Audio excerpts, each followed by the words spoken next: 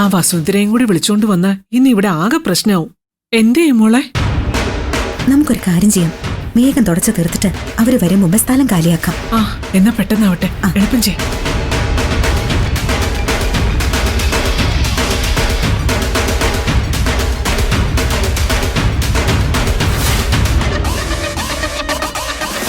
എന്താ നിധി കാണിച്ചു കൂട്ടുന്നേ?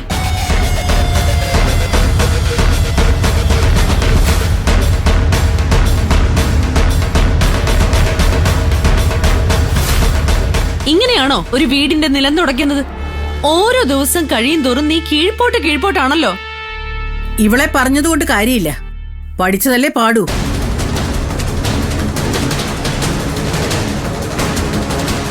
ഇങ്ങനെ ഒരുത്തിയെ ഈശ്വരമംഗലത്തെ മരുമകളായിട്ട് കണ്ടെത്താൻ നിനക്ക് എങ്ങനെ മനസ്സ് വന്നു വസുന്ധരെ? ബോധമില്ലായിരുന്നു നിനക്ക്? ഇവളെ കണ്ടാൽ അറിഞ്ഞൂടെ നമുക്ക് യോജിക്കുന്നവളെ അല്ലാന്ന്? നിന്നെപ്പോലെ ഉത്തരവാദിത്തമുള്ള ഒരാള് ആ കാര്യത്തിൽ ശ്രദ്ധ കാണിക്കേണ്ടതല്ലായിരുന്നു? ശ്രദ്ധിക്കാഞ്ഞിട്ടല്ല ഭൈരവിയമ്മേ, ഇവളുമായിട്ടുള്ള വിവാഹത്തിന് ഞാൻ എതിരായിരുന്നു. ആവും പോലെ പറഞ്ഞു നോക്കിയതാ, കേൾക്കണ്ടേ?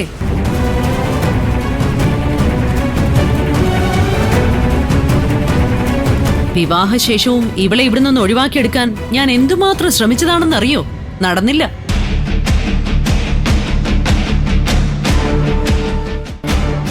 ഒന്ന് നന്നാക്കി എടുക്കാൻ നോക്കി.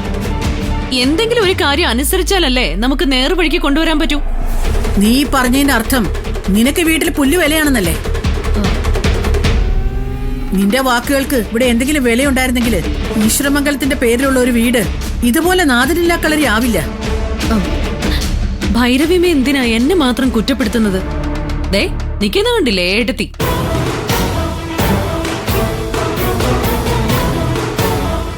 നീതിക്ക് എല്ലാ സപ്പോർട്ടും കൊടുക്കുന്നത് ഈ ഏട്ടത്തി ഒറ്റ ഒരുത്തിയാ. തലയിലേറ്റ് നടക്കാൻ ആളുള്ളപ്പോ എന്റെ വാക്കിന് എന്ത് വില കിട്ടാനാ? ഇവളുമായിട്ടുള്ള ഗൗതമിന്റെ വിവാഹത്തിന് ചുക്കാൻ പിടിച്ചതും ഏട്ടത്തി തന്നെയാ. അത് സംഭവിച്ചു പോയിന്ന് വെക്കാം. വകതിരിവില്ലാത്ത ഇവള് മരുമകളായി വന്നു കയറിയ നീ എന്ത് ചെയ്യണമായിരുന്നു? ഏതവളായിരുന്നാലും മുഖം നോക്കാതെ ഇവിടത്തെ ചിട്ടവട്ടങ്ങളും നിയമങ്ങളും പഠിപ്പിച്ച് കുടുംബത്തിന്റെ അന്തസ്സിന് ഒപ്പിച്ച് ഉയർത്തിക്കൊണ്ടു വരണമായിരുന്നു. അതിന് കഴിഞ്ഞ വസുന്ധര നിനക്ക്? ഇല്ല, അതല്ലേ ശരി?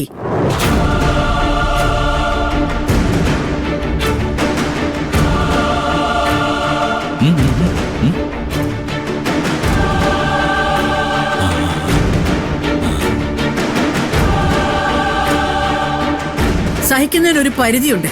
ഈ വീട് ഇത്രയ്ക്ക് അലങ്കോലപ്പെട്ടു പോയിന്ന് ഞാൻ സ്വപ്നത്തിൽ പോലും വിചാരിച്ചില്ല. ഈശ്വരമംഗലം കുടുംബത്തിന്റെ അധികാര സ്ഥാനത്ത് എത്തേണ്ട നിനക്ക് ഒന്നും അറിയില്ല എന്ന് പറഞ്ഞ? ഇവളെ എല്ലാം പറഞ്ഞു പഠിപ്പിച്ചു കൊടുക്കേണ്ട ഉത്തരവാദിത്വം നിനക്കല്ലായിരുന്നു? അത് പിന്നെ ഞാൻ അങ്ങനെ ആരെങ്കിലും പറഞ്ഞു പഠിപ്പിച്ചു തരാൻ വരുമ്പോ അതൊന്നും കേട്ടോണ്ട് നിൽക്കാൻ എന്നെ കിട്ടില്ല. കേട്ടില്ലേ? ഇതാ സ്വഭാവം. പിന്നെ ഞാൻ എന്ത് ചെയ്യാനാ ഭൈരവിയമ്മേ? ഒന്നും ചെയ്യണ്ട, എനിക്ക് തോന്നുന്നത് പോലെ ഞാൻ ചെയ്യും. എന്നെ ആരും പഠിപ്പിക്കാനും വരണ്ട. തർക്കുത്തരം പറയൂ ഭൈരവിയമ്മ, വേണ്ട.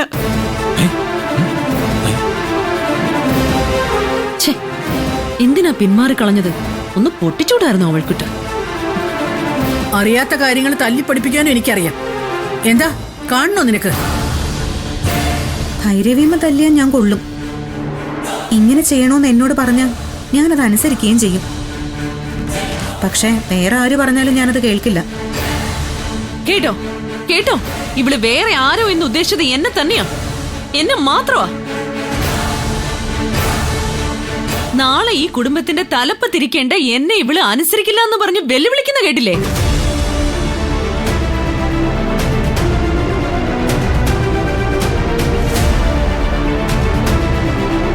ഞാൻ പറഞ്ഞാ കേൾക്കാത്തവരെ പിന്നെ ഞാൻ എന്ത് പറഞ്ഞു പഠിപ്പിക്കും ഭൈരവിയമ്മേ? കേൾക്കുവോ ഇല്ലയോന്ന് എനിക്കൊന്ന് കാണണമല്ലോ. വസുന്ധരെ, നീ ഇവളെ കൊണ്ട് ഈ നിലം തുടപ്പിച്ചേ, കാണട്ടെ ഇവളനുസരിക്കുവോന്ന്. ഭൈരവിയമ്മ കൂടെ നിന്ന എന്റെ പവർ എന്താണെന്ന് ഇപ്പൊ കാണിച്ചു തരാം. മര്യാദക്ക് തുടക്കടി അങ്ങോട്ട്.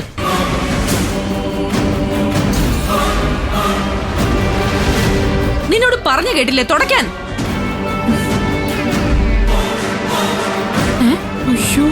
കണ്ടല്ലോ, ഇതാണ് ഇവളുടെ രീതി. എനിക്ക് ഇങ്ങനെയൊക്കെ തുടയ്ക്കാൻ അറിയൂ.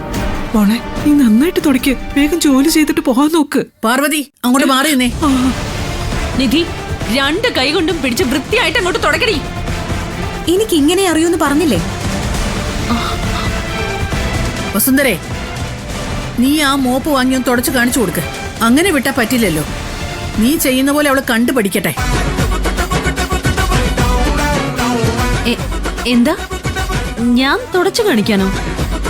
പിന്നെ അല്ലാതെ നീ കാണിച്ചു കൊടുക്കുന്നേ. അവള് കാണട്ടെ ഈശ്വരമംഗലത്തെ പെണ്ണുങ്ങൾ എങ്ങനെയാണെന്ന്. ആ അത് ഞാൻ ഏറ്റു. ഇങ്ങോട്ട് എടുക്കടി. ദേ ഇങ്ങനെ. ദേ കണ്ടോ, ഇത് കണ്ടോ? ഇങ്ങനെ വേണം തുടയ്ക്കാൻ. ദാ പിടിക്ക്, പിടിക്കാൻ. തുടച്ചങ്ങോട്ട്. ആ ഛേ, അങ്ങനെയല്ല വസുന്ധരേ, നീ ഒന്നുകൂടെ കാണിച്ചു കൊടുത്തേ. ഇങ്ങോട്ട് താടി. പറഞ്ഞാലും മനസ്സിലാവില്ലേ? ദേ ഇങ്ങനെ രണ്ട് കൈയും പിടിച്ച് ഇങ്ങനെ തുടയ്ക്കണം. നീ കുറച്ച് സ്ഥലം കൂടി ഒന്ന് തുടച്ച് കാണിച്ചു കൊടുത്തു. ആ ദേ കണ്ടോ, നോക്കിക്കോ. കണ്ടോ ഇങ്ങനെ. ദേ നിധി, ഇനിയും മനസ്സിലായില്ലെന്ന് പറയരുത്. നീ കണ്ടു പഠിച്ചോ, ശരിക്കും പഠിച്ചോ. ദാ കണ്ടോ?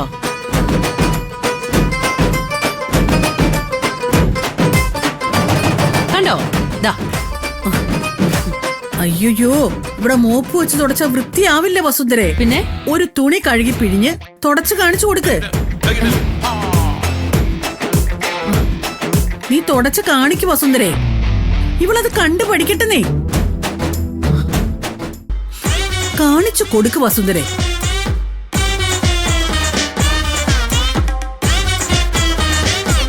ഇപ്പൊ കാണിച്ചു തരാം.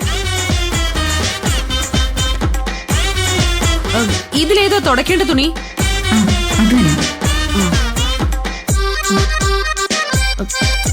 കണ്ടോ? ഇപ്പൊ കാണിച്ചു കൊടുക്കാം.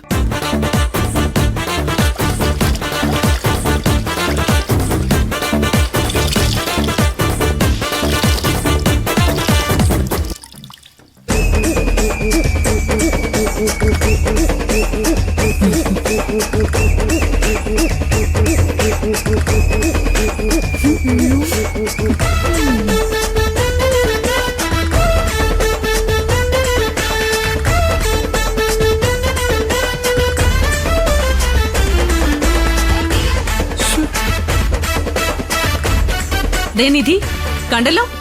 ഇങ്ങനെ വേണം നിലം തുടയ്ക്കാൻ. ഇനി അറിഞ്ഞൂടാന്നൊന്നും പറഞ്ഞേക്കില്ലേ? ആ കണ്ടു പഠിക്കടി.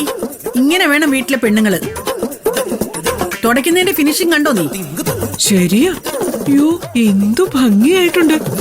സത്യം പറയാലോ, നിധിയെ കൊണ്ട് ഇങ്ങനൊന്നും ചെയ്യാൻ പറ്റില്ല. ആ, ദേ അറിയില്ല എന്നൊന്നും പറഞ്ഞിട്ട് കാര്യമില്ല. പഠിക്കണം.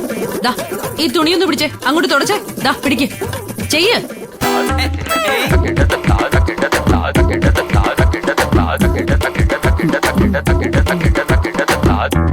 അയ്യോ അമ്മേ, എന്നെ ഒന്ന് പിടിച്ചേ. അയ്യോ എന്തോ നിധി, എന്താ എന്താ എന്താ മോളെ, എന്താ അയ്യോ, എനിക്ക് തല കറങ്ങുന്നു. അയ്യോ എന്ത് പറ്റി, എന്താ? ആ ഒന്നുമില്ല. അയ്യോ ആ ക്ഷീണം കാരണമായിരിക്കും. കൊള്ളാം വസുന്ധരെ.